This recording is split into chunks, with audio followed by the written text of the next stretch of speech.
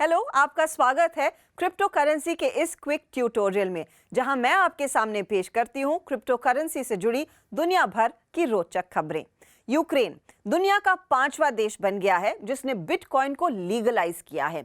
Ukraine की संसद ने सभी वर्चुअल फाइनेंशियल एसेट्स को लीगलाइज और रेगुलेट करने के लिए हाल ही में एक बिल पास किया। ये बिल क्रिप्टो के ओनर्स, ट्रेडर्स और कंपनियों को धोखाधड़ी से बचाएगा। वैसे यूक्रेन क्रिप्टो का हॉटबेड रहा है। अब जुलाई 2019 से जून 2020 तक का ही पीरियड लें तो यूक्रेन में लगभग $16 बिलियन की क्रिप्टो करेंसी के ट्रांजैक्शन हुए।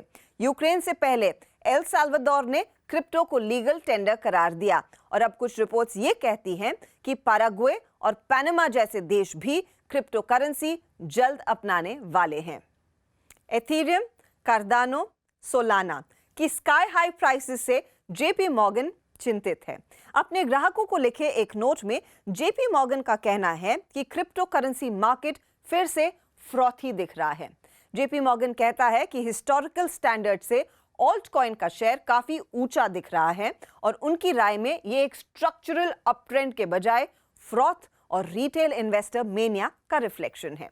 जेपी मॉर्गन के मुताबिक अगस्त में शेयरों में रिकॉर्ड तेजी ने ऑल्ट कॉइन मार्केट को बढ़ावा दिया और लोगों के बीच स्टॉक खरीदने का उत्साह क्रिप्टो करेंसी में भी नजर आया। एनालिस्ट के अनुसार इसका सबसे ज्यादा फायदा एनएफटी और डीफाई टोकन को ही मिला। अब यूके में लोग पोस्ट ऑफिस के जरिए बिटकॉइन और क्रिप्टो करेंसी ले पाएंगे। अगले हफ्ते से यूके पोस्ट ऑफिस अपने इजी आईडी ऐप पर ग्राहकों को क्रिप्टो करेंसी खरीदने का ऑप्शन देगा। इस सेवा के लिए यूके पोस्ट ने decentralised crypto currency exchange swarm markets के साथ कोलैबोरेट किया है।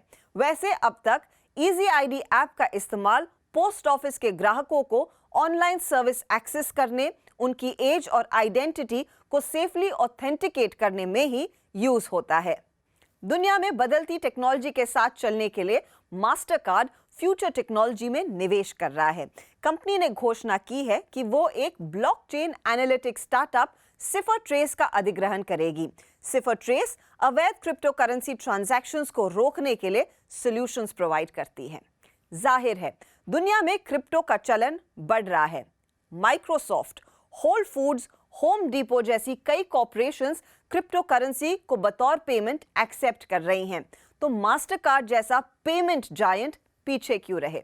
वैसे मास्टरकार्ड डिजिटल करेंसी के इस्तेमाल की खूब वकालत करता आया है और सिफर ट्रेस के अधिग्रहण के साथ मास्टरकार्ड क्रिप्टो रिलेटेड ट्रांजैक्शंस का एक बड़ा क्रिटिकल एनेबलर बन जाएगा। इससे पहले कंपनी ने क्रिप्टो कार्ड बनाने के लिए अपहोल्ड, जेमिनाई और बिटपे के साथ करार भी किया है।